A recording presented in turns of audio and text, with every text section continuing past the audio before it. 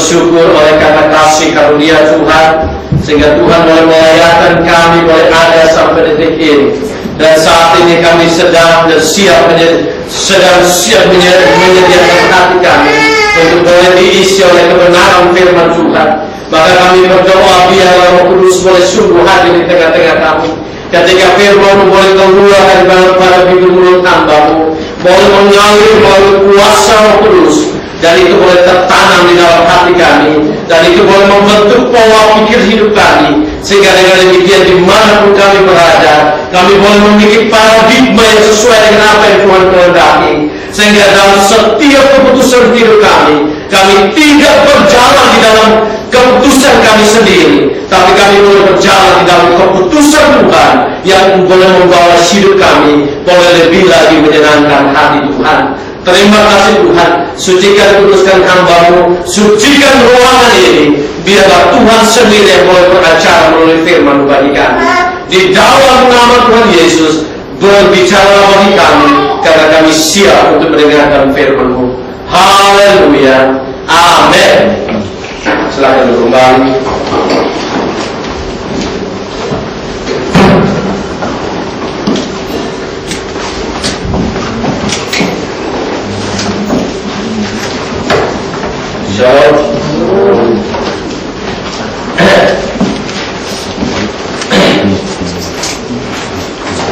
Mari kita buka firman Tuhan ini terang di dalam Efesus pasal yang ke-5 ayat yang ke-8 sampai dengan ayat yang ke-10.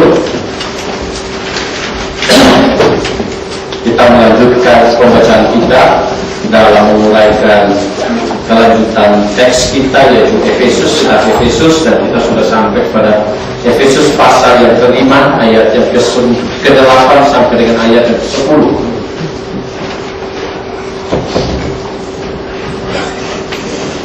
Mari kita baca bersama-sama bagian firman Tuhan ini, Efesus pasal yang ke-5 ayat 8 sampai dengan ayat yang ke-10. Mari kita baca sama-sama bagian firman Tuhan ini. 1, 2, 3. Memang dahulu kamu adalah kegelapan, tetapi sekarang kamu adalah terang di dalam Tuhan.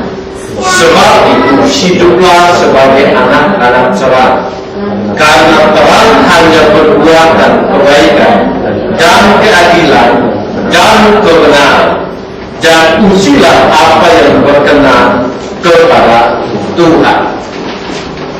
Jemaat Tuhan yang terkasih dalam Tuhan Yesus Kristus, saat ini kita ada dalam zaman yang namanya zaman postmodernisme.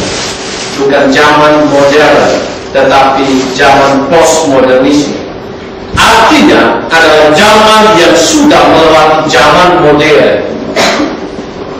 Dan di dalam zaman postmodernisme, kita ditantang oleh bahaya namanya bahaya relativisme. Bahaya relativisme adalah bahaya di mana tidak ada kebenaran secara mutlak yang ada di dalam kehidupan manusia. Jadi seringkali ada pernyataan dalam tiap pribadi orang-orang tertentu yang mengatakan kebenaranmu adalah kebenaranmu, kebenaranku adalah kebenaranku, maka kebenaranmu tidak boleh dipaksakan untuk boleh diterima oleh orang lain. Kalau itu kebenaran saya, biarkanlah itu menjadi kebenaran saya. Kalau itu kebenarannya dia, maka biarkanlah itu menjadi kebenaran dia. Kalau itu menjadi standar ukuran kebaikannya saya, maka biarkanlah itu menjadi standar kebaikannya saya. Tetapi kalau orang lain punya standar kebaikan tersendiri, biarkanlah dia berada di dalam standar kebaikannya. Nah, inilah kondisi saat ini. Maka jemaat Tuhan, kita saat ini berada dalam dilema besar oleh karena orang tidak lagi mengerti nilai objektivitas, nilai yang sungguh-sungguh menjadi kebenaran itulah.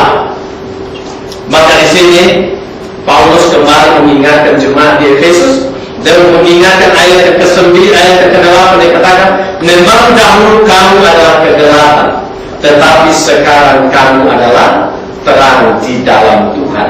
Ayat ini sebenarnya mengingatkan kita kembali tentang 1 Petrus pasal yang kedua ayat 9 tentang definisi gereja. Definisi gereja di situ berbicara tentang kamu telah dipanggil keluar dari kegelapan kembali kepada terangnya yang ajaib. Itulah definisi gereja dari dua kata, yaitu kata ek dan kaleo, yang digabung menjadi eklesia, yang artinya orang yang dipanggil keluar dari kegelapan masuk ke dalam terangnya yang ajaib. Maka ayat 8 sebenarnya mengingatkan kembali jemaat di Efesus untuk mereka sadar dalam hidup mereka adalah gereja Tuhan, mereka adalah milik Tuhan, mereka bukan lagi tinggal dalam kegelapan, tetapi mereka harus tinggal di dalam terang, karena terang sudah menerangi mereka. Memang dahulu mereka adalah kegelapan, tetapi sekarang mereka sudah diterangi oleh Tuhan. Maka selain itu dia katakan, apa ciri orang yang hidup sebagai gereja Tuhan? Apa ciri orang yang hidup sudah di dalam terang Tuhan? Maka ayat ke-9 dia katakan ada 3 ciri. Nah, hari ini kita akan belajar 1 ciri, yaitu dikatakan karena terang hanya berbuat adalah kebaikan. Apa lagi? Keadilan. Apa lagi? Kebenaran. Jadi terang atau gereja Tuhan hanya berbuat 3 hal di sini. Yang pertama kebenaran, kebaikan. Yang kedua keadilan. Yang ketiga adalah kebenaran. Nah, jemaat Tuhan yang kekasih, hari ini saya membawa kita untuk mengerti kebaikan yang sejati itu seperti apa. Kebaikan yang harus menjadi standar bagi gereja Tuhan itu apa? Karena apa? Karena dunia saat ini punya kebaikan-kebaikan yang relatif. Nah, hari ini mari kita melihat kebaikan yang sejati itu seperti apa. Nah, kata kebaikan di dalam bahasa Yunani dia memakai 2 kata, sedangkan dalam bahasa Ibrani menggunakan 1 kata. 1 kata yang dipakai dalam bahasa Ibrani yaitu kata to. Ya, baik itu to. To itu bahasa Ibraninya.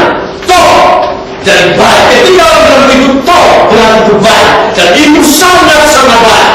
Itu kata to. Tetapi pengertian kata to itu memiliki 2 sisi.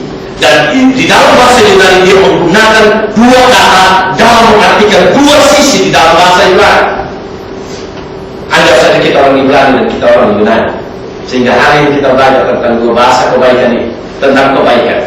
Nah, kata to yang pertama berkaitan dengan kebaikan dalam Efesus pasal yang ke-5, dan bahasa Yunani yang berguna dalam kata to yang pertama yaitu kata agathos.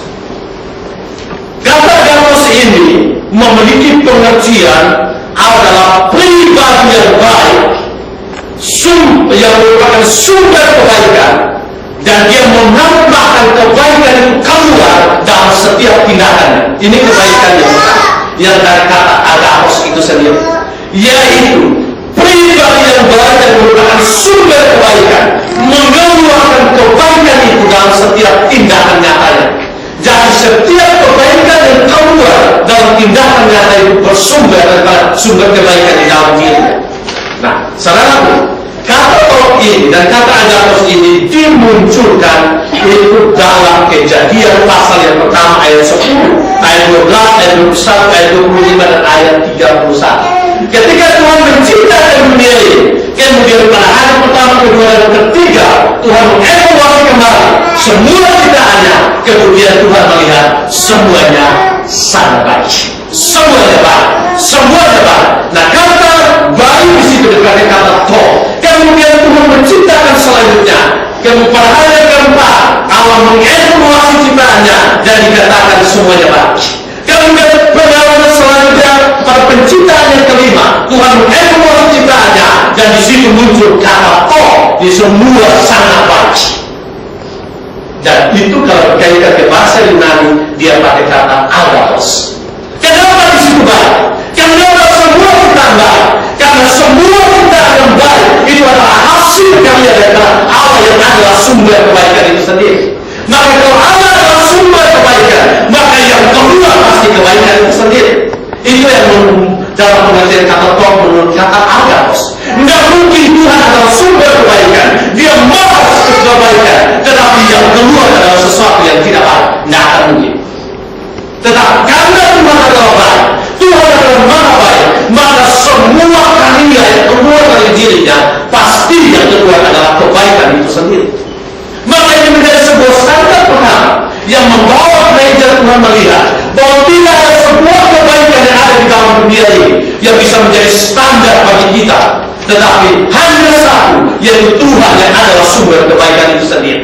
Dan selanjutnya kita memahami, kalau Tuhan adalah sumber kebaikan, maka apapun yang dikerjakan oleh Tuhan pasti itu baik. Amin. Ini kata yang pertama.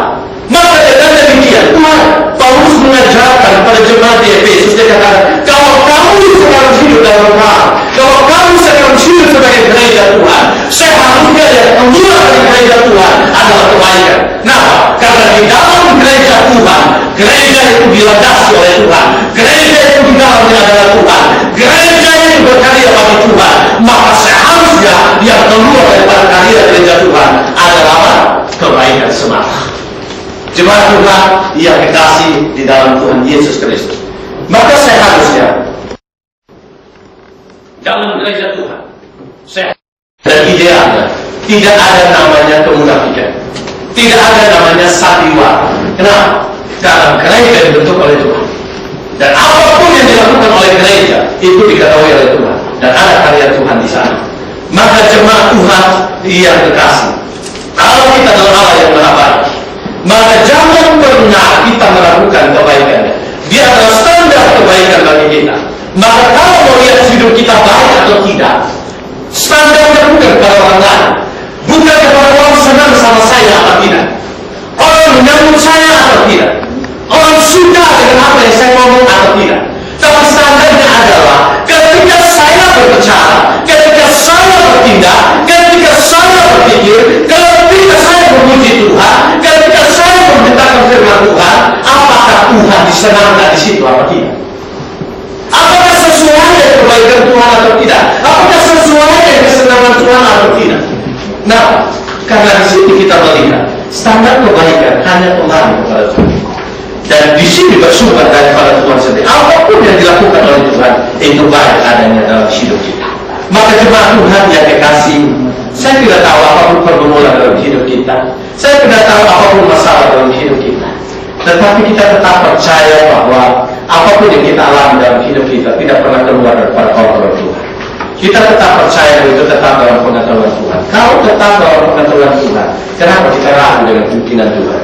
Kenapa kita ragu dengan semua proses pembentukan Tuhan? Semua ujungnya menuju kepada apa? Kebaikan. Nah, di semua sekali lagi saya katakan, Allah tidak pernah mengorbankan kita. Kenapa? Karena Anda sudah menjadi korban yang sekali salib bagi kita. Allah tidak pernah menghancurkan kita dalam setiap proses pembentukan kita, tetapi semua adalah sebuah proses untuk membawa kita lebih dewasa dan lebih baik dalam hidup ini. Itulah cara Tuhan buat kita. Sehingga dengan demikian, jangan pernah kita meragukan Tuhan. Ketika Tuhan bilang jangan khawatir akan hidup ini, tugas kita hanya satu, jangan khawatir, itu saja. Nah, karena ketika Tuhan bilang jangan khawatir, Dia mau menunjukkan kebaikan buat kita. Dan karena apa? Tuhan tidak pernah mau supaya kita tinggal dalam kekhawatiran. Dan setiap rencana Tuhan pasti rencana yang baik buat kita. Ini inti daripada kata agathos. Maka standar kebaikan itu bersumber daripada Allah. Dan gereja harus melihat, harus mengikuti pola daripada kebaikan Tuhan Allah itu sendiri. Kalau gereja menjadi berkat, gereja tidak boleh mengadopsi konsep kebaikan dan konsep filsafat, konsep budaya dan lain sebagainya. Tapi gereja harus mengadopsi konsep kebaikan daripada Allah. Karena konsep kebaikan Allah adalah konsep yang sempurna. Nah, saudara, kenapa saya katakan bahwa gereja tidak boleh mengadopsi konsep kebaikan berdasarkan filosofi, filsafat? Karena inti filsafat itu hanya dalam konteks di mana kalau saya baik buat dia, maka dia harus baik buat saya. Itu sebatas itu. Konsep budaya pun begitu. Kenapa saya katakan budaya tidak bisa menjadi sebuah hal yang diadopsi oleh gereja Tuhan untuk menjadi sebuah standar kebaikan? Kenapa? Karena kebaikan budaya itu masing-masing beda. Betul? Kalau di barisan memakai pakai tangan itu kan wajar, begitu kan? Di batasan memakai pakai tangan itu wajar, bukan? Di timur sana memakai pakai tangan itu wajar. Itu contoh pengamalan Pancasila dengan 5 sila. Begitu. Tetapi ada kebudayaan tertentu di mana jangan pakai tangan. Baik, kalau nggak pakai tangan, bagaimana bisa pegang sendoknya begitu ya? Tapi maksudnya, kalau langsung begini orang, bagi mereka itu sesuatu yang tidak baik. Kesalahan kehapusan itu bagi budaya tersebut. Bahkan ketika suapin makanan ke mulut saja harus hati-hati, bukan? Jangan mau kena gigi. Betul. Ketika punya pun, kalau saya tidak tahu, kalau orang Jepang mungkin harus bunyi-bunyi kali ya. Tapi ada budaya itu sudah boleh bunyi, punyanya. Kapan selesai? Gitu kan? Nah ini budaya. Maka kita memahami kalau budaya itu timbul, datang harus cium kan? Siapapun dia kalau datang bertamu, dia harus dicium dan lain sebagainya. Tapi budaya itu tidak cium, baru cium, pegang tangan aja tidak boleh. Maka di sini kita melihat standar kebaikan budaya itu berbeda-beda dan itu tidak bisa diadopsi dalam satu gereja. Kalau hanya satu budaya diadopsi dalam gereja, padahal gereja itu seperti gereja kita, gereja interdenominasi, maka gereja akan hancur, bukan? Iya. Contohnya saja kita adopsi pola Brasil. Semua yang datang dicium karena ciuman ada bunyi, begitu kan?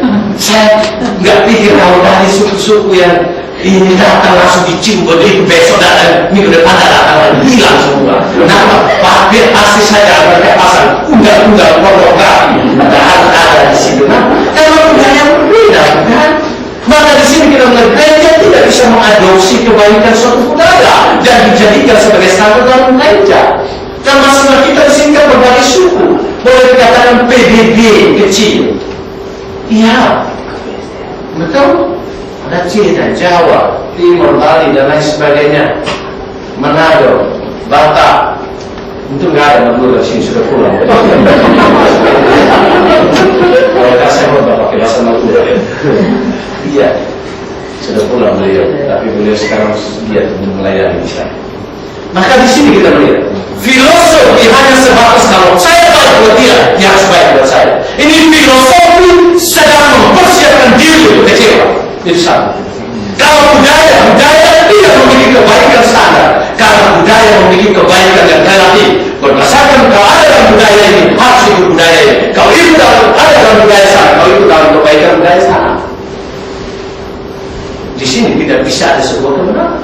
Tapi Alkitab mengatakan sumber kebenaran yang sesungguhnya dari Tuhan. Semua yang dilakukan oleh Tuhan baik, maka gereja harus bersumber daripada kebaikannya Tuhan. Kalau hidup kita baik, harus melihat semuanya standar bagi Tuhan dari Tuhan. Maka saya percaya hidup kita menyenangkan hati Tuhan. Apapun yang terjadi, maka saya percaya pergaulan kita akan melampaui etnis. Pergaulan kita akan melampaui suku, pergaulan kita akan melampaui agama. Kenapa? Karena kita tidak membatasi kebaikan kita hanya di dalam budaya-budaya dan filosofi-filosofi tertentu. Kenapa? Tuhan menciptakan semua manusia, maka seharusnya kita baik untuk semua orang. Apapun yang kita kerjakan harus baik. Kenapa? Karena Kristus ada di dalam kita. Nah, kebaikan yang kedua yang kita pahami dalam bagian ini adalah dalam bahasa Yunani tetap menggunakan kata to, tapi dalam bahasa Yunani dia tidak lagi menggunakan kata agathos, tapi kata yang kedua yang dipakai adalah kata kalos. Kata kalos itu berarti sesuatu dikatakan baik apabila segala sesuatu yang dilakukan harus kembali kepada sumber kebaikan itu, yaitu Allah. Saya kembali kalimat ini. Kata kaos adalah sesuatu yang dikatakan baik apabila segala sesuatu yang dikerjakan itu tujuan akhirnya harus kembali kepada sumber kebaikan itu, yaitu Allah. Kenapa saya katakan Allah? Karena saya sudah dalam poin yang pertama, sumber kebaikan pada awalnya dan tidak pernah tertandingi adalah Allah itu sendiri. Yang menciptakan dunia ini baik adalah Allah. Maka standar kebaikan ketika kita melakukan harus kembali kepada Allah. Artinya begini, ketika saya melakukan sebuah kebaikan, saya berikan mic ini kepada Pak Alu. Ketika Pak Alu menerima mic ini, dia tidak boleh hanya berterima kasih kepada saya, tapi dia melihat kebaikan saya itu keluar oleh karena Tuhan yang ada di dalam diri saya. Baru saya memberikan ini kepadanya. Maka sambil dia berterima kasih kepada saya, dia harus berterima kasih kepada Tuhan yang bekerja melalui saya, maka saya bisa melakukan kebaikan ini. Itulah tahap kaos. Maka ketika saya berbuat baik kepada orang lain, dan orang lain akan melihat kebaikan itu dari saya, dan mereka tidak sampai kepada Tuhan, saya belum sampai pada titik kebaikan yang sesungguhnya. Dalam konsep bersahabat, Plato menyebut itu dan sumum borum. Maka Aristoteles, saya tidak mengajarkan filsafat, tapi Aristoteles mengajarkan begini kepada murid-murid. Apa itu kebaikan? Murid-muridnya menjawab, kebaikan adalah ketika kita melakukan sesuatu yang baik untuk menguntungkan orang lain dan menguntungkan diri kita. Itu takaran etika dunia. Saya melakukan sesuatu yang baik buat dia, menguntungkan dia, tetapi juga menguntungkan saya. Itu dalam buku, saya lupa pengarangnya, tapi buku yang saat ini dipakai sebagai sesuatu standar ekonomi dan juga standar etika dunia, yaitu win-win solution, di mana sama-sama mendapatkan kemenangan. Jadi saya memberikan solusi, tapi di sana mendapatkan kemenangan, saya mendapatkan kemenangan. Saya katakan itu bukan standar yang sesungguhnya. Kenapa? Karena Aristoteles, seorang tokoh filsafat besar, dia katakan begini, tidak, itu bukan kebenaran, kebaikan. Tapi kebaikan yang sejati adalah ketika saya melakukan sebuah kebaikan, maka kebaikan, tujuan kebaikan itu bukan kembali pada saya, bukan kembali pada orang itu, tapi harus kembali pada sumber kebaikan itu. Kemudian murid-muridnya tanya, siapa itu sumber kebaikan? Aristoteles tidak bisa menjawab. Nah, Aristoteles adalah seorang ateis yang dia tidak kenal Tuhan. Tapi satu hal yang indah yang terjadi dalam cikal pemikirannya adalah dia bisa berpikir tentang sumber kebaikan. Walaupun pada akhirnya dia tidak mau menjawab siapa itu sumber kebaikan, karena bagi dia sumber kebaikan adalah sesuatu yang relatif. Tapi kita menemukan sumber kebaikan dari Tuhan. Maka di sini dikatakan, kalau saya melakukan sebuah kebaikan, maka kebaikan harus kembali pada Tuhan. Nah, kata kalos ini bertentangan dengan konsep yang salah dalam Kejadian 3 ayat 6. Mari kita coba baca Kejadian 3 ayat 6.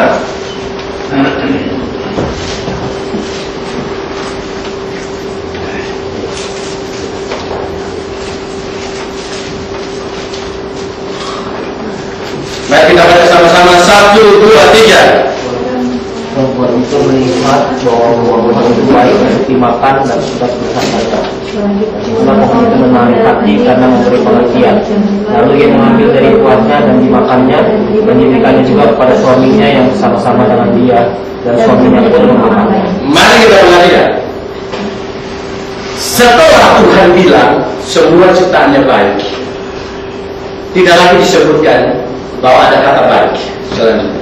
Tapi setelah dalam Kejadian 3 muncul kata baik dalam ayat yang ke-6, yaitu yang menilai baik di situ adalah perempuan atau Hawa. Hawa melihat bahwa buah pohon itu baik. Baik dalam pengertian apa?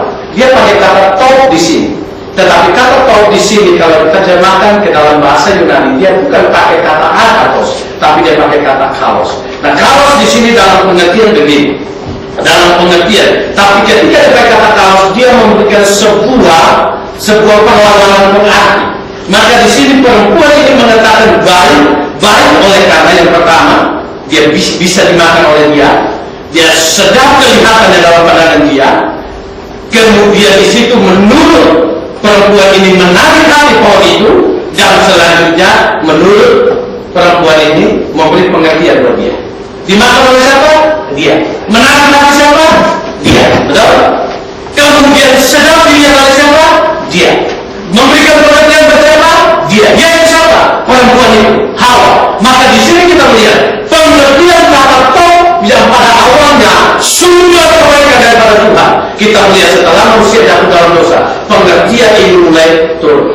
Terjadi degradasi atau terjadi kerusakan moral di sini. Sehingga manusia tidak lagi melihat standar kebaikan dari Tuhan, tetapi standar kebaikan sudah mulai dilihat daripada manusia. Kalau itu menarik hati saya, itu baik. Kalau itu memberikan pengertian bagi saya, itu baik. Kalau itu bisa saya makan, itu baik. Itu standar yang sudah belajar. Maka saudara Tuhan kita perhatikan. Kenapa kata kaos kenapa dalam bahasa Yunani dipergunakan dua kata? Bukan hanya kata tapi kata kaos. Kata kaos ini untuk mengantisipasi degradasi atau kehancuran moral pengertian dalam konsep ini. Di mana nilai untuk menentukan baik bukan dari Tuhan, tetapi nilai untuk menentukan baik itu adalah manusia. Maka kadang-kadang orang bilang begini, aduh pacar saya baik sama saya loh. Pacar saya buahnya minta ampun. Pacar saya buahnya minta ampun. Kemudian mulai ditanya, kenapa dia baik? Ya, karena tiap bulan terima gaji. Sebelum dia pikir sudah kasih buat saya. Ya. Kenapa dia baik? Karena setiap bulan terima gaji, dia tidak hanya kasih buat saya, tapi bawa saya ke Simalunga untuk suruh saya pilih mau dia apa saja boleh. Tanya lagi, kenapa pacarmu baik? Iya, ketika kami ke showroom mobil, saya lihat ini mobil sport, saya bilang, saya hanya kedip mata saja, dia langsung beli buat saya. Baik. Kenapa pacar saya baik? Oh iya, karena Air Asia ini sudah mulai masuk Jepang. Pas kami dengar Air Asia mulai masuk Jepang, dia sudah bilang sama saya, silakan kalau kamu mau jalan kemana-mana pun boleh. Yang penting pesan jauh-jauhan. Kenapa? Karena Air Asia itu mulainya minta ampun. Ini bukan iklan. Apa? Hanya menjadikan kebebasan buat saya. Pertanyaannya, apa kabarmu?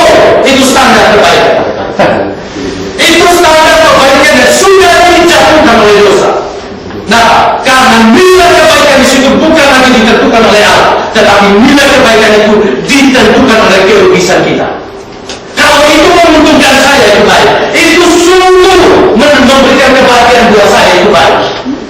Tetapi ketika pertanyaannya, ketika pacar kita membuat kita rugi, dia bilang begini, ayo kita pergi makan, saya terapi sampai sana disuruh kita yang bayar. Kira-kira dia bayar benar? Kira-kira dia bayar? Iya. Padahal tidak. Kita sudah omongin rencana untuk mau jalan-jalan, contohnya ke Universal. Tiba-tiba dia sudah janji tanggal sekian kita ke Universal. Ternyata dia pergi dari orang lain, pergi ke Fuji. Pertanyaannya, ketika dia jalan dengan kita, dia masih baik apa enggak? Kita katakan baik. Kalau kemudian pertanyaannya, standar saja memberi standar pada saat itu siapa? Standarnya kita yang kasih tentukan, tapi standarnya adalah saya. Kalau itu menguntungkan saya, itu sesuai dengan keinginan saya, itu sesuai dengan keinginan saya, itu baru baik. Tapi siapa tahu? Ketika dia jalan dengan kita ke Universal, sedang dia dalam pimpinan Tuhan untuk pergi ke Fujiki. Dan di sana dia menginjil salah seorang Jepang di sana berdoa. Masihkah ketika kita dengar kabar itu? Masihkah kita bersuka-cita? Maukah kita bersuka-cita dan kita katakan dia baik? Atau kita merengek terus karena dia nggak jalan sama kita? Iya. Cuma Tuhan yang kekasih. Saya ketika membaca ini dan mengerti dan memahami beberapa penafsiran beberapa buku-buku yang memiliki bobot yang luar biasa, saya melihat bahwa saat ini baik negara, baik gereja Tuhan, baik kebudayaan, baik pribadi manusia, saat ini mereka tidak berada dalam standar kebenaran sesungguhnya. Segala sesuatu baik kalau itu sesuai dengan kehendak saya, itu baru namanya baik. Tapi kalau kita mau kembali kepada kebaikan yang sesungguhnya, yaitu Tuhan, saya mengatakan kadar kebaikannya Tuhan. Kalau kita mau berjalan dengan kebaikan Tuhan, tidak selamanya sesuatu yang baik bagi Tuhan belum tentu menyenangkan kita, bukan? Saya ulangi lagi, tidak selamanya sesuatu yang baik untuk Tuhan itu menyenangkan kita. Saya mau katakan, kalau itu menyenangkan Tuhan, kenapa Paulus setia melayani Tuhan? Bahkan dia tidak pernah diupah oleh siapapun juga. Dia mengupah diri sendiri dengan bekerja tenda. Dia berlayar terus mengadakan perjalanan misi 3 kali, melewati 5 benua. Tapi kita memahami endingnya apa? Penjara kan? Dia pernah dipukul 40/1. Apakah Paulus tidak berjalan dalam kebaikan Tuhan dan kehendak Tuhan? Bahkan Paulus katakan, bahwa aku pernah berhadapan dengan pengadilan. Aku dipukul 40+1. Aku pernah kalangkap, aku pernah digigit ular, bahkan aku juga pernah dipenjarakan. Apakah kurang? Apakah dia tidak berjalan dalam kebaikan aku? Maka dalam bagian yang lain Paulus katakan begini, ketika aku melayani, aku tidak mencari kesenangan manusia, tapi aku mencari kesenangan Allah. Nah, kalau standar kebaikan dia bukan standar kebaikan manusia, tapi standar kebaikan Allah. Maka di sini Paulus katakan pada jemaat Efesus, kalau kamu adalah gereja, kamu adalah terang, kalau sudah itu belum terang, maka poin yang pertama adalah kebaikan. Kamu harus memunculkan kebaikan, tapi sumber kebaikan harus dari Tuhan. Yang kedua, standar kebaikan harus Tuhan. Dan ketika kamu melakukan kebaikan, harus kembalikan semuanya kepada Tuhan, bukan kembali pada diri kita. Kadang-kadang tidak di gereja, di tempat lain. Nah, banyak orang melakukan kebaikan, sebenarnya tidak sadar mereka melakukan kebaikan itu kembali pada diri mereka sendiri. Saya tidak terlalu senang kalau para artis atau tokoh-tokoh besar, apalagi dalam bulan puasa seperti ini, mereka melakukan kebaikan, datang memberikan santunan buat fakir miskin, janda dan yatim piatu dan lain sebagainya. Saya tidak tahu kenapa sudah tidak disebutkan begitu ya, tapi hanya janda, yatim piatu, tidak tahu bundanya tidak disebutkan gitu ya. Kenapa?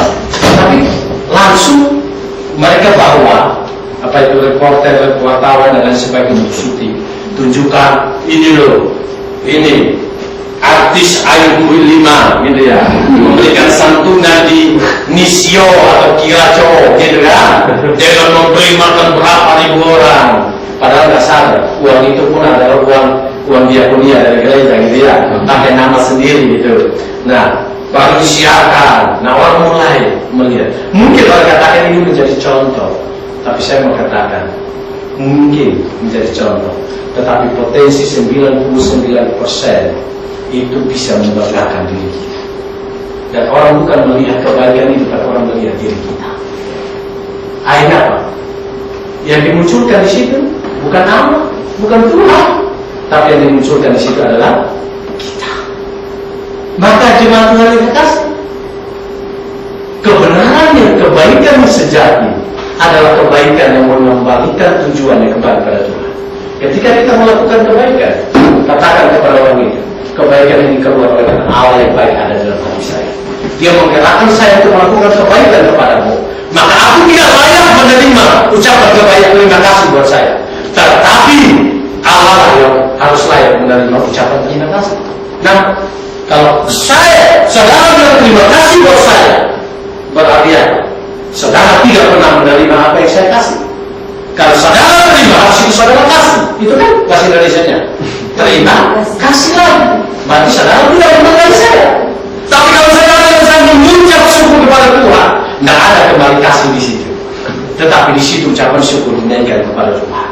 Maka saudara, mari kita mulai mengintrospeksi diri kita. Kalau kita dalam gereja Tuhan, apakah selama ini standar kebaikan sungguh-sungguh keluar daripada kebenaran Tuhan atau tidak? Yang kedua, apakah ketika kita melakukan kebaikan tujuan untuk memberi permuliaan atau supaya orang bisa melihat bahwa kita baik? Dan ini harus ada dalam gereja Tuhan, kita mengevaluasi diri. Sehingga dengan demikian, jangan sampai perbuatan baik kita menjadi sesuatu yang menjijikkan hati Tuhan. Tapi seharusnya perbuatan baik kita harus menyenangkan hati Tuhan. Maka setiap kali kita berbuat baik, seharusnya tambah nama Tuhan dipermuliakan. Seharusnya ketika kita berbuat baik, tambah nama Tuhan dipermuliakan. Setambah kita berbuat baik, nama Tuhan dipermuliakan. Kenapa? Karena inti kita berbuat baik supaya Tuhan dipermuliakan. Maka dalam bahasa Yunani dia menggunakan kata ini karena kata kalos itu untuk mengantisipasi kata baik dalam Kejadian pasal 3, di mana baik di situ bukan lagi standar Allah, tapi standar manusia. Orang baik sama saya, orang buat sesuatu baik saya, menguntungkan saya bilang baik. Tapi ketika orang mungkin saja memfitnah saya keluar, masihkah saya katakan dia baik?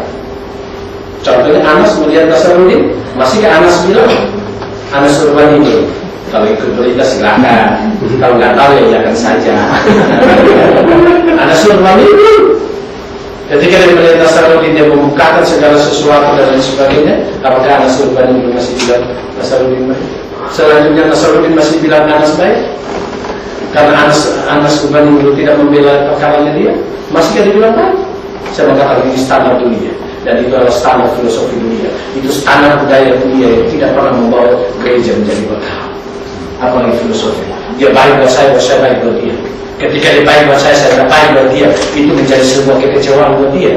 Maka kalau pakai standar filosofi dunia, kita sedang melakukan kebaikan, tapi sedang mempersiapkan diri untuk kecewa. Betul tak? Betul? Standar kebudayaan, begitu dunia. Budaya sama baik, dan pola seperti itu baik, tapi belum tentu budaya saya bisa mengadopsi sebagai kebaikan. Itu kebaikan Allah, di situ pun kecewa. Tetapi ketika kita pakai kebaikan Allah, ketika kita melakukan kebaikan, dia mau baik buat saya atau tidak, saya tetap baik buat dia. Nah, standar saya untuk menyenangkan Tuhan, bukan menyenangkan dia. Dia mau menghargai saya atau tidak, saya tetap menghargai dia. Dia mau mengasihi saya atau tidak, saya tetap mengasihi dia. Kenapa? Karena saya sudah mendapatkan kasih dari Tuhan. Dia mau mengampuni saya atau tidak, saya mengampuni dia. Karena saya terlebih dahulu sudah menerima pengampunan dari Tuhan. Amin. Ini standar kebaikan. Maka dengan demikian, selayaknya kita tidak perlu kecewa dalam hidup ini, dan tidak perlu tinggal dalam kekecewaan. Dan kalau orang katakan, saya sakit hati kalau saya tidak pernah menerima kebaikan dari dia. Ini konsep dari beliau, dan itu konsep dia. Konsep bangsa-bangsa yang tidak mengenal hal. Seharusnya kita melakukan kebaikan bagi dia. Dia mau balas atau tidak, itu urusan dia dengan Tuhan. Yang penting kita sudah melakukan itu dari takut, dengan satu motivasi kita takut sama Tuhan. Amin. Maka saya percaya, gereja akan menjadi berkat bagi banyak orang. Konsep-konsep ini saya sedang tulis dalam buku Boros Perikanan, akan dipublik di apa ini? Publikasikan oleh salah satu redaksi yaitu Yayasan Nandi. Dan saya pikir banyak orang tidak memahami konsep-konsep kebaikan yang sejati seperti ini. Maka banyak sekali kekecewaan, tak usah di pekerjaan dan di gereja sudah saja pasti ada hal-hal seperti ini. Kenapa? Karena konsep pemikiran masih pemikiran duniawi yang sebenarnya Tuhan tidak senang dengan itu. Maka mari kita mau mengerti. Paulus katakan kebaikan harus ada dalam gereja. Kalau gereja sudah menjadi terang dan standar kebaikan adalah Tuhan. Apapun yang kita lakukan untuk Tuhan, bukan untuk manusia. Maka Paulus katakan apa? Lakukanlah segala sesuatu bukan untuk manusia, tapi untuk Tuhan. Dari apapun yang kita lakukan, endingnya Tuhan. Kalau endingnya Tuhan, kita tidak akan kecewa. Kenapa? Karena Tuhan, apa yang dilakukan oleh Tuhan itu baik adanya buat kita. Jangan pernah melihat standar kebaikan dari manusia. Kalau mau cari standar kebaikan manusia, kita akan kecewa. Walaupun saya sebagai pendeta, mungkin kita bisa kecewa. Tapi standar kebaikan adalah Tuhan. Tuhan adalah Maha. Tuhan tidak pernah bikin salah dalam hidup ini. Tuhan tidak pernah merancang kehancuran dalam hidup ini. Tuhan tidak pernah membuat kita menjadi korban dalam hidup ini. Maka mari, jangan pernah merasa kecewa. Nah, Tuhan kita tidak pernah mengecewakan kita. Bukan dalam Alkitab, pengharapan di dalam Tuhan tidak akan pernah mengecewakan. Berbuat baik terus, tapi tujuannya bukan untuk manusia, tapi berbuat untuk Tuhan, untuk Tuhan. Itu yang sudah orang diselamatkan oleh Tuhan. Sekali lagi, kita berbuat kebaikan bukan untuk diselamatkan. Nah, sehebat apapun kita berbuat baik, kita tidak akan mencapai standar kesempurnaan kebaikan Tuhan. Maka kita tidak akan mungkin bisa berbuat baik untuk mencapai keselamatan. Coba bayangkan, satu hari kita berbuat baik berapa kali dan kita berbuat jahat berapa kali. Penilaian kejahatan dan kebaikan bukan hanya ditentukan apa yang dilakukan, tapi pola pikir kita, motivasi kita, rencana kita, itu ada dalam hati kita yang tahu Tuhan. Bukankah mungkin dalam tiap detik muncul pikiran-pikiran tidak memuliakan Tuhan, rencana yang tidak memuliakan Tuhan, walaupun tidak terekspresi dalam diri kita. Itu menunjukkan bahwa kita tidak mungkin bisa membeli keselamatan yang terbaik kita.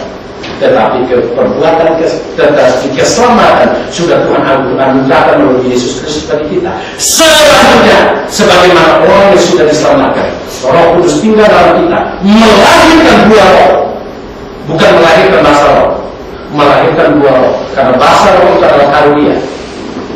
Maka karunia tergantung Tuhan kasih buat siapa. Tidak semua orang bisa Tuhan kasih bahasa roh.